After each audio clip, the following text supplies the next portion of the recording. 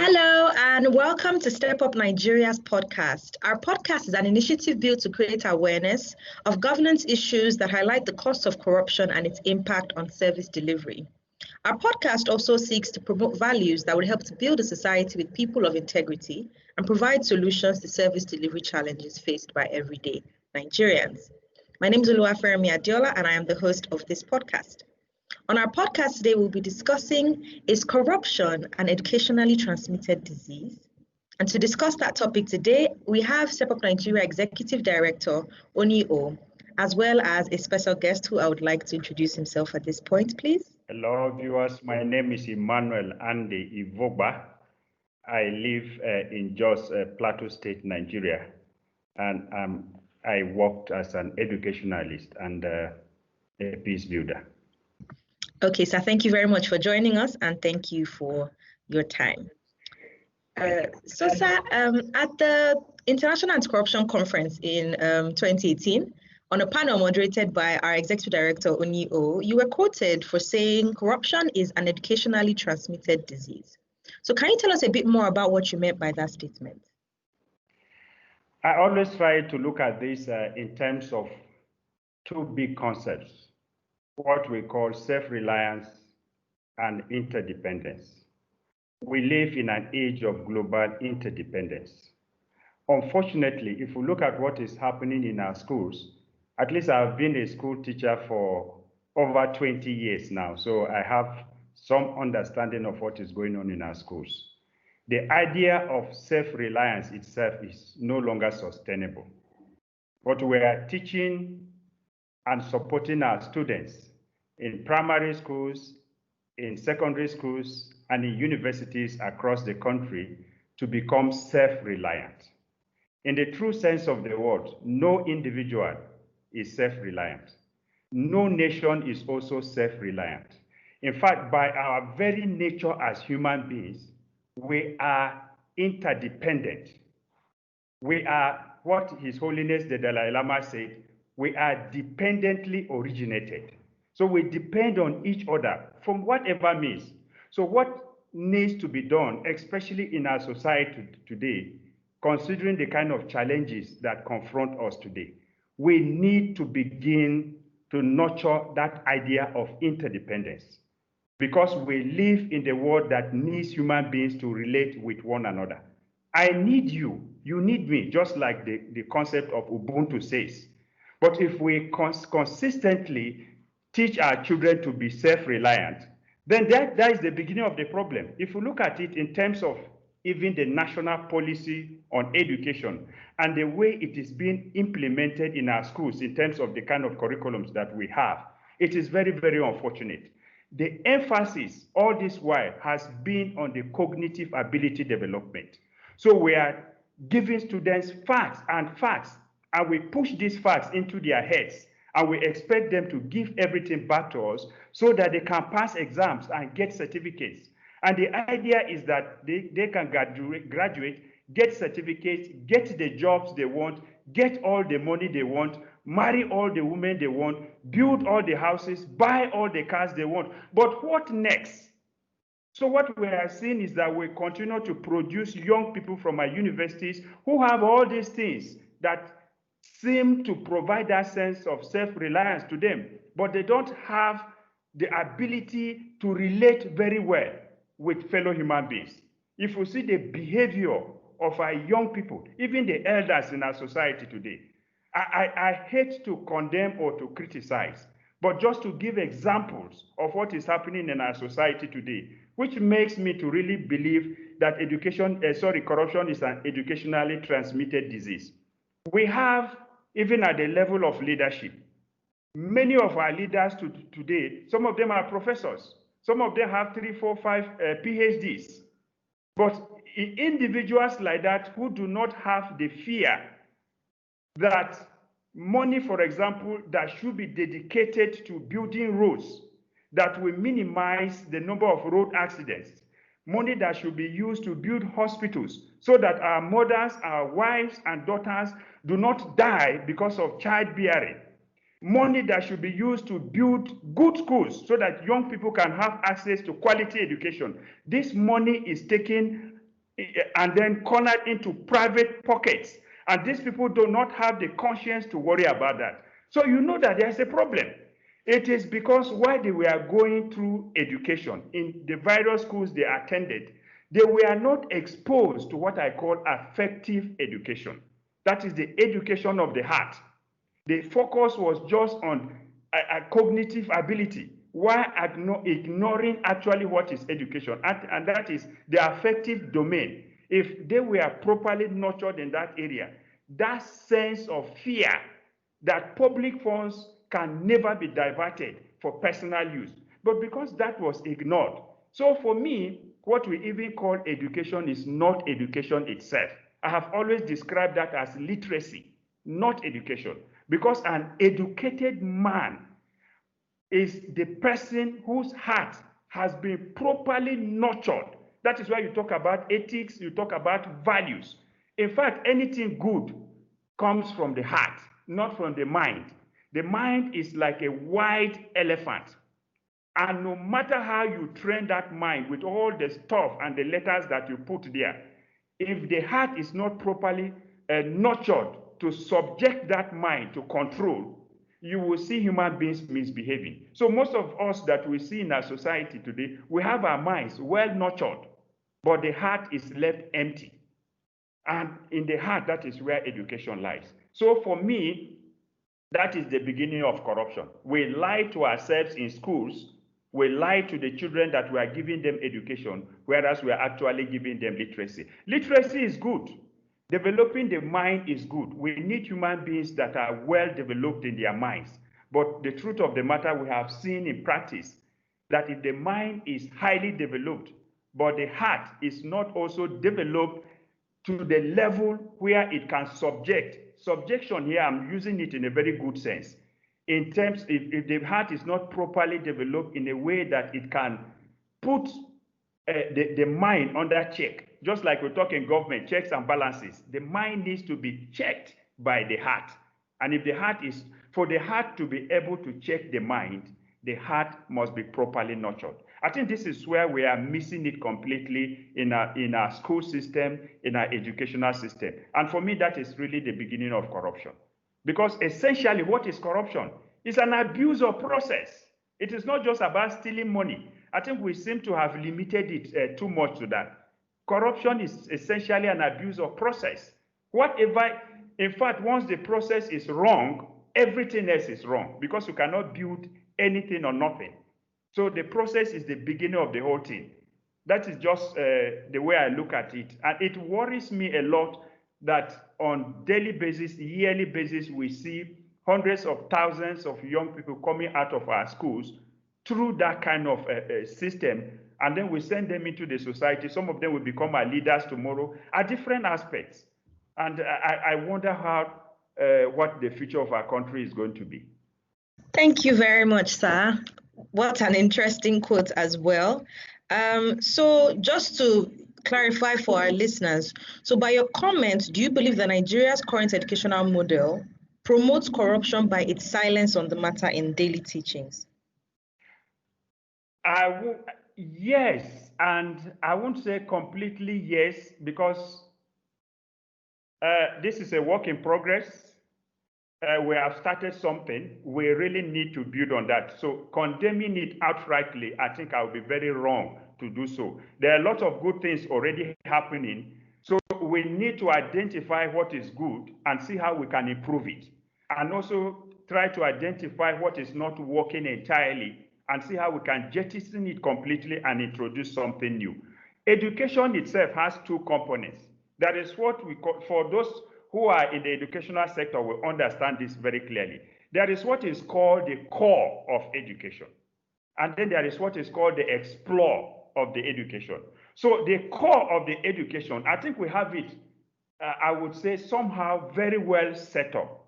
The national policy on education is very, very articulate. It's a very beautiful document, honestly. And I think those Nigerians that came together to put that document in place really, really did an excellent work. That is the core. But the problem is in the implementation. taking that document into the classroom. And that is where we need to look at the explore of education. And that is where innovation is required, creativity is required.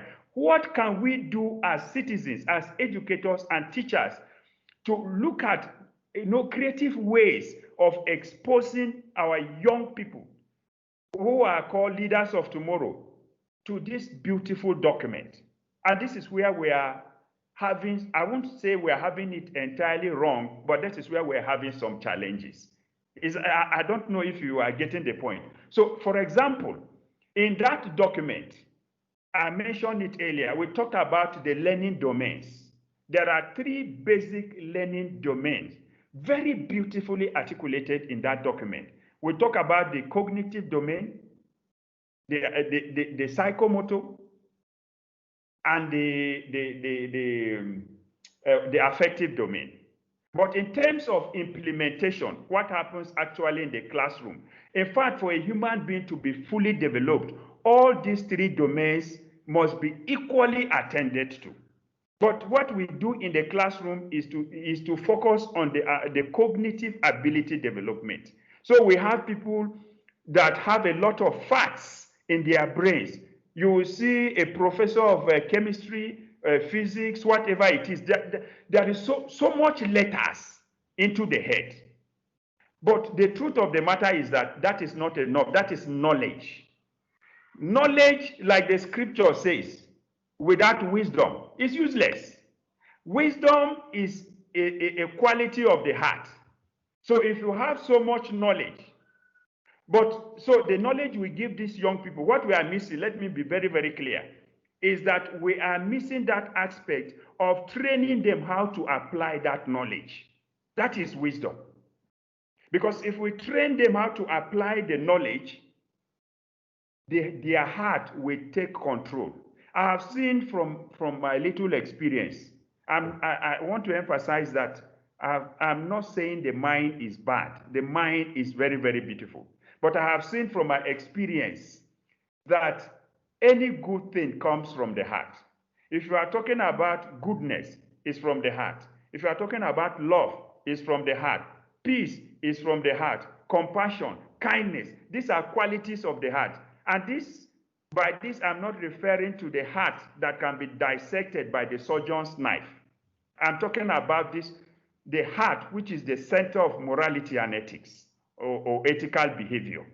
So if we really want to help our young people become responsive and responsible citizens tomorrow, we must begin, in addition to giving them the facts, that is the knowledge, we must begin to deliberately, and that is why I'm talking about the explore of the education, to deliberately nurture and support them to find ways to implement, that is to act on the knowledge that they have acquired in the classroom. That is what is missing. So these young people have a lot of knowledge, but by the time they get into the society, they have no idea on how to make good use of that knowledge. Let me give you one example. I'm sure most of us here are graduates. By the time you are graduating from the university, you are given a certificate, and that was the first time they also lied to you, because you were told that this student has been found worthy in knowledge and character. That is a big lie. Who trained you in character? You've been found worthy in knowledge by the professors, but there was no room made to nurture your character. So when you go into the society, there you are on your own. It is for you now to begin to struggle to see how you can apply this knowledge that you have acquired once in school. So what I'm saying essentially is the wisdom part. So we must begin to wisdomize our education, because for now, it is so much knowledge focused. Knowledge is very good, but knowledge will not take our nation, will not take us as individuals or our nation to the destination that we desire. So to be able to reach the desire, the dream, the country that we all dream of, where food will be plentiful, where there will be no hunger, where the smiles of our citizens will shine brighter than the sun itself. If we need to reach that destination, we must deliberately begin to wisdomize our education. And this is what education should expose us to. Let young people know that life is not all about material things. Life is not all about money. The most important things of life, money cannot buy them. So I think in response to that question, I believe because either we have deliberately ignored that, which has resulted to corruption at different levels, or we know it, but we are really not implementing it properly. But I think there is always a way out. The fact that these things were in place before, you know, these days we sit down and say, oh, how I wish Nigeria was like yesterday.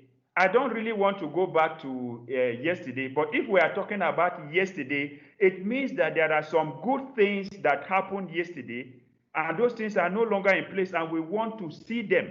So let's go back, and this is the importance of history also. So from history, we know that good things happened in our country.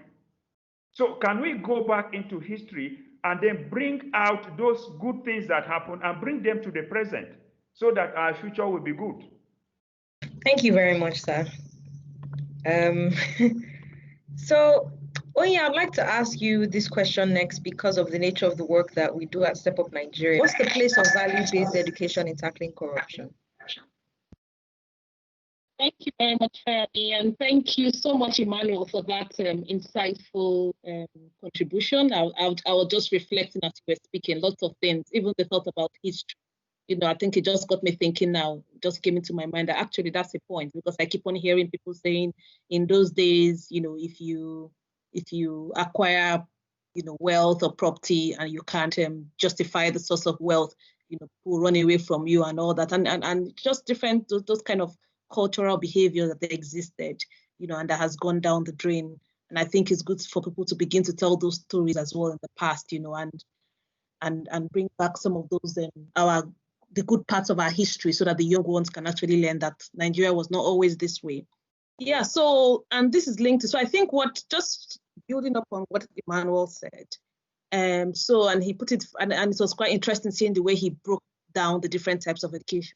So education generally, whether both literacy and value-based, is very important. And I like the way Emmanuel tried to explain the difference, the type of education we have at the moment, and not just in Nigeria. I think is, you know, probably globally, the focus is really more on the cognitive, like he said. So, and I think it's important, like you mentioned, for us to really pay more emphasis on the values. To be fair, in the Nigerian side, they have the religion and national values curriculum, which was introduced by ICPC. And I guess the problem is really more in the implementation, and I'll come to that. That's where Step Up Nigeria is also trying to support. But value-based education is very critical to tackling corruption. There's no doubt about that. In fact, when we see what's going on with the NDDC scandal, you know, you would actually weep. And this is where the values come in. The fact that monies has been given to an agency to develop, you know, that region, which has suffered a lot, you know, which has lots of oil wealth, but yet they face lots of environmental challenges, you know, crime and all that, and all because of corruption. So it's the NDDC scandal makes me really depressed, and that's what always makes me think again about the importance of values. Like, we really need values, because through value-based education, we can get, you know, good leaders. We can get leaders that would have, you know, the key values needed to create peace and just society. So we want leaders who are, you know, who have integrity, who believe in fairness, you know, who believe in equity, you know, who would ensure transparency and accountability happens. And they can only do that if they're really, like Emmanuel pointed out, if they really have the right values, if they're educated in the right way, if they are formed, you know. So we need to shape that mindset. Value-based education helps to shape that mindset from an early age, and we need to start early, as early as, you know, even possible. People have been telling me as early as nursery school. So we need to start at an early age to begin the formation of the individual, so that people realize that life is not just about making money or having successful careers. It's about how we treat each other. It's about how we handle positions we've been given, you know, no matter the position. You know, how do we handle such positions when we are given? Emmanuel made a gave a very interesting definition of corruption as the abuse of process. And I think that actually is true because, we know that the general definition of corruption is corruption being the abuse of entrusted power for private gain. And I think which is similar to what Emmanuel had just said around the abuse of process, I think putting it as the abuse of process is also interesting because sometimes some people don't know certain processes or certain actions that they take are actually corruption. We are currently training teachers on anti-corruption at the moment. And one of the questions that one of the teachers asked me was, what if he gives a contract, he's in a position of power and he gives the contract to his friend, but that his friend is able to do the job? Why is that a bad thing? And that tells you, and this is something, those are the kind of things we need to be teaching children from an early age so people understand that the fact that is a bad thing because it's not fair. You're giving your friend a contract, even though that your friend is capable, but there are many other capable people as well in society that can do that same job. So why not have a competitive process so that your friend and others too will compete and have an independent panel to judge that process. And then whoever comes out best then becomes the winner. So when we teach people the need for fairness, the need, for a level playing field, from an early age, then questions like that won't come up. So value-based education is very important. And it is not just about just saying it is important. We've seen, like I said, all these years, corruption, people have been fighting corruption for how many years now? For ages. Some say as long as 20 years. Many NGOs were all fighting corruption, but we're still in the same situation. And the reason is that while systems and processes are essential to ensuring, transparency and accountability, we still haven't done enough around we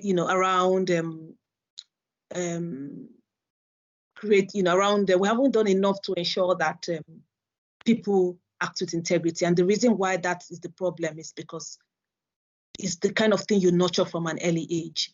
So we have many people in positions of power who do not necessarily they may have the skills and capabilities, but they don't really act with integrity because they haven't been formed that way. So I think that for Nigeria to successfully eliminate corruption, we really need good leaders. And for us to do that, we need leaders with good values. We need to bring up a generation of future leaders that, would, and future individuals, whoever, that would, that would have the right values, to do the right thing and make corruption history. The studies conducted by International Civic and Citizenship Education Study, I think in those, the 2009 and 2016 study, both studies have shown that citizenship education, increases the possibility of young people to reject corruption and respect the law. And citizenship education, promotes values. And evidence has shown that those things actually help shape an individual. So, and also the Youth for Anti-Corruption Resource Center as well has also done a similar study where they've actually shown how value-based education, helps to instill integrity in young people. So I think it's important that if you want to build a society where values becomes the norm, where good values become the norm, where integrity is the norm, then we need to really focus on value-based education. And I think that's the kind of education system that is still weak, which is what Emmanuel is talking about. So we have our education system is not doing badly. And we even have some elements of value-based education within the curriculum. But I think what we need to do more now is think about ways of strengthening that and ensuring that it's actually being implemented. Thank you very much, Onyi. So Mr. Emmanuel, back to you. What are also your thoughts on how we can strengthen value-based education across schools and why it's important that we do so in tackling corruption? Thank you so much, Adiola. I think one of the things we need to look at is maybe the question we should be asking ourselves is what kind of citizens do we want, or what kind of citizens do we need, especially in terms of leaders? Are we looking for leaders in terms of the qualities? What kind of qualities are we looking at? Effectiveness or ethical behavior, or both? I think these are very, very important questions that can help us to see the importance of values education. Values are what we consider most important for us. I think we want leaders who are both effective and of good ethical behavior. That in terms of effectiveness, leaders who have the facts, who are capable, they are knowledgeable, they are skillful. But in terms of good ethical behavior, how they will apply this knowledge and skills that they have acquired to take good decisions for the common good. I think this is the problem. Even as citizens, are we in a situation where we take decisions for the common good, for the good of others, not just for our selfish ends? I think one of the things I see in the past that we can actually do now to help that, you know, as Africans, part of our growing up, we have something excellent called storytelling. And many of us grew up through this, and we know how stories told to us by our parents, especially our grandparents. I give kudos with a deep sense of humility and gratitude to our mothers, our grandmothers, because they help to nurture us a lot. You know, our fathers usually will not have that time, busy running up and down. But the mothers will put us down, you know, in the evening after dinner, and they will tell us stories about animals. And those stories had a lot of lessons that help us to grow. Believe me, there are some things that I learned from my grandmother through these stories.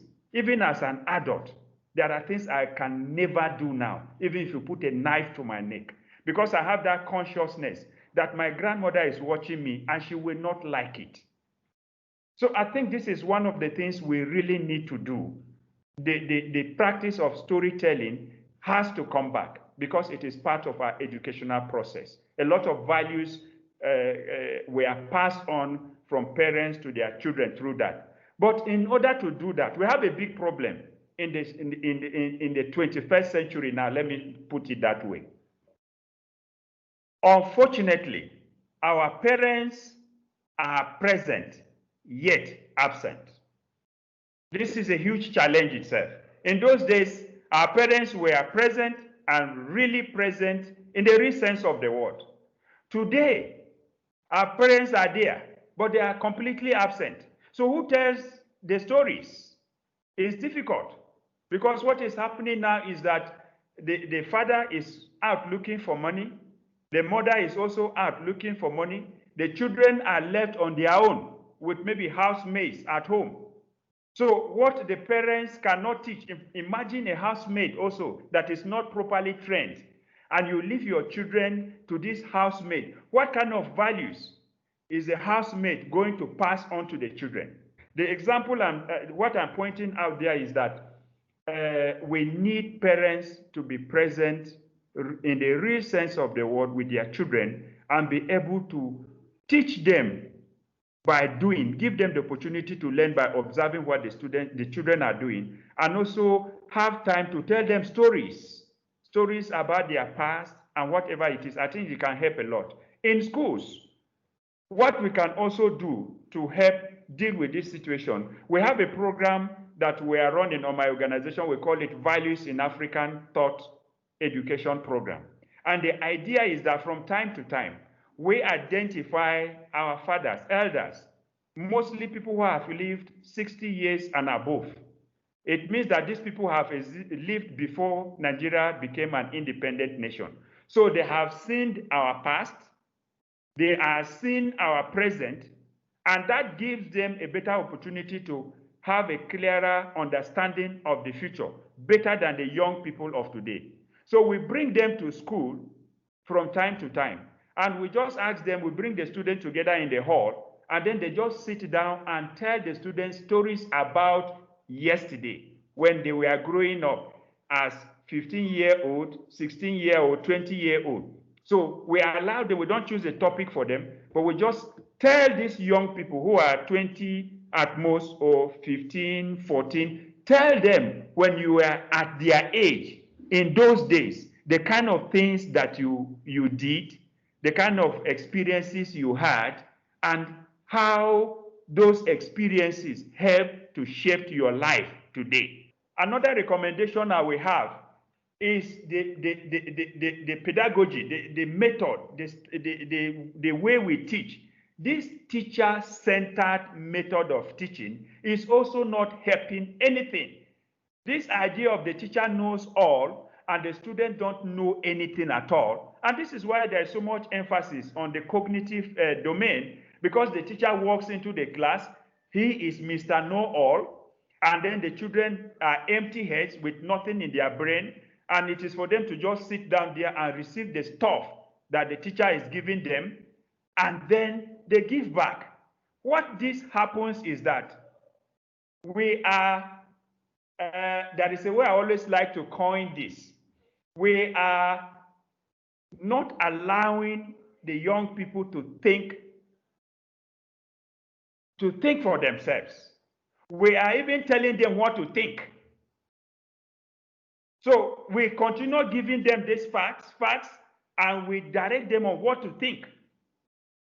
So at the end of the day, what happens in the school, I've done a lot to try to change this in the school, but it's in our own school, but this is also very, very difficult, because the nature of our system here is that the students must pass one exam to progress to the next class. So if you do not cover the curriculum very well, they will fail that exam, and then they will have to repeat the class. And many parents don't like that. And I've told parents a number of times that what this is happening is we are constantly exposing young people to a life of tests and examinations, but we are not taking time to expose them to the tests of life. And this is the problem. So they have failed that test. So we need to be innovative, we need to be creative, and find ways, whether it's through storytelling, through what I call the student-centered approach to learning. So the teacher is a facilitator in the learning process. It's a mentor, it's a guide. It helps you to bring out what is already inside you. So this is why learning has to be, in fact, if we do it that way, it will help students to think better and to behave better. One final recommendation I will make also, in many parts of the world, especially in North America, there is what is called the project-based learning, where students learn by doing, not just sitting in the class on the chair and receiving facts. Let them go out and learn that thing by doing it. In the next 50, let's say in the next 50, 60, 70 years, we may not be on this planet anymore. But the young people, the children that we are training, they are the ones, if God gives them that opportunity, they will continue to live. And whatever we do with them today will determine how they are going to continue tomorrow. So I'm more worried about that tomorrow. Because for us, I think we have lost today. Let us not lose tomorrow. Thank you very, very, very much, sir. Thank you for that admonition and all recommendations that you've made. Onyi, do you have any final comments or any final thoughts? No, I mean, just to, I think, to add around strengthening value-based education, right? It's like he said, I think he's really said everything in terms of, I think I was going to say that, Emmanuel, is like you saw Step Up Nigeria's engagement strategy, because everything you said, if I pull out that document, is basically how we engage children in schools, and we're trying to teach teachers how to use those approaches you mentioned, so from project-based learning to creative approaches, storytelling. Of course, that's the books I've written. We use those books, and I totally agree with you. Like, I think the way, so value-based education is not just is also the method of also impacting that value-based education is critical, and which is what Step Up Nigeria is trying to do.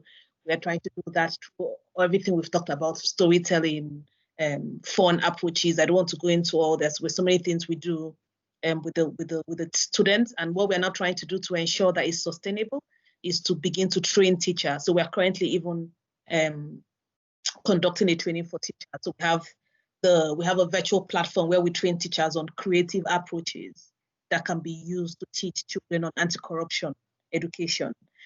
So that it's not easy because they're also really used to that particular process of doing things. I'm finding even when they've done the training, I think they still need a little bit of hand-holding and mentoring until they get there, because when you're used to a particular style, particularly if you use it for other subjects, I think it's very hard for people to switch. So what we're trying to do is just to ensure that, and another thing, Emmanuel, just to mention, is to also teach value-based education. What we are finding, because this is what Step Up Nigeria is doing, even though we're focusing on anti-corruption anyway, but it kind of is linked, is because part of teaching anti-corruption is about teaching values as well, through our stories, through the storybooks we use. One of the things we find is that, and what teachers have told us, is about the materials as well. They don't really have sufficient materials to teach this, and even when the materials are available, they are not, they're really not that great. They're not that, they don't capture, they don't make it interesting, right, for both the teachers and for the students as well. And what we've done, what Step Up Nigeria is doing, is to fill that gaps by providing materials, through those stories, those storybooks, so that they actually can use, rather than using like a textbook that is could be sometimes boring and too formal for the students. So we use storybooks to teach them, the message, and it seems to be working. At least though it's early stages, but we are really getting some very good results, which is why I really believe in the power of storytelling. And then the second thing that so materials is a key thing, and so to strengthen value-based education, I think we need more materials. We have contributed a bit of our quota, but I think we also need other materials like that could also help to the educational system as well, to be able to pass this knowledge. And then, of course, the teachers' training is very critical, like I said, and it's going to be a long process to get them to that style of teaching that you're talking about. Not to just blow out everything to the student, but to allow them to critically think, and allow them to come up with their own ideas. Allow them to express themselves confidently, not to think that, because sometimes even the culture you talk about has a flip side. So it's very good. I totally agree with you. I'm one of those people that says that these young people these days, I've even given up no respect. Everybody's mates, we all say hi. Unlike when I was growing up, even though you're like, somebody's 5 years older than you, how dare you just say hi? People will just, am I your mate? Come and say good morning or good afternoon. So we're used to those kind of like, culturally, we don't really like people being too familiar. But there's a flip side as well. That culture also sometimes, that not allowing young people express themselves also can suppress, them when they're actually supposed to speak out. So I think it's important that we also have that balance, like not to, in the process of trying to instill culture, we should also allow young people to be comfortable and free to express and talk to us. I think that's where, so I think is that struggle, and that's where even with the educational system, with our training teachers now, we're trying to get them to make their students comfortable. Because we don't want to create a military regime where he's older than me, I cannot talk, I can't say anything. But that's, I rather, and then that's a problem even for corruption. That's for what we are trying to do as also. We're also trying to encourage young people to be to express their views and tell an elder, if they tell Emmanuel, I don't like what you're doing, I think you're stealing government money. We also want people to speak up, but you can do that. What we're trying to do is train them to do that, but do that in a respectful, and dignified way. So I think it's important to also mention that while it's good for us to bring those values, but it's just managing that not all values, and also going back again, somebody in a session yesterday mentioned, why not focus on things like empathy? And I say, yes, empathy is very good because it's a key skill. However, what I didn't say at that meeting, which I want to say here, is actually important to also think about the fact that it's also empathy sometimes. Like if people have to understand when to be empathetic. So if I'm in a position of power and Emmanuel is my good friend, Emmanuel wants a contract, or Emmanuel is my brother and Emmanuel is struggling to feed, and I'm in this position of, and then I decide to give Emmanuel that contract because I'm trying to help my brother. I'm being empathetic to Emmanuel, right? But I'm actually also violating a process. So I think it's very important that we shouldn't rush, like I said, everything, like not everything that is bad is corruption. And not all values that are good can necessarily prevent corruption. So when we are teaching anti-corruption education, which is where our focus is, and it's very important that we draw those lines. Doesn't mean we shouldn't teach children to be empathetic, but we should be able to explain very well in situations, when empathy makes sense and when empathy could actually violate a process. So I just wanted to bring out some of those, so that we're very clear. Yeah. Thank you very much, Onyi, and thank you, Mr. Emmanuel, and thank you to all our listeners today. We hope you enjoyed this episode. Please remember to follow Step Up Nigeria on social media at step_up_Nigeria. And if you're watching this on YouTube, remember to subscribe before you leave our channel. Mr. Emmanuel, is there any social media platforms that you would like our listeners to follow you on as well? Yeah, it's NIST Foundation, NIT CSI Foundation. On Twitter and Facebook, they can just follow there. Basically, we work mostly in northern Nigeria, in 7 states now, and we are focused on education, youth capacity development. We focus on working with young people, both in school and out of school.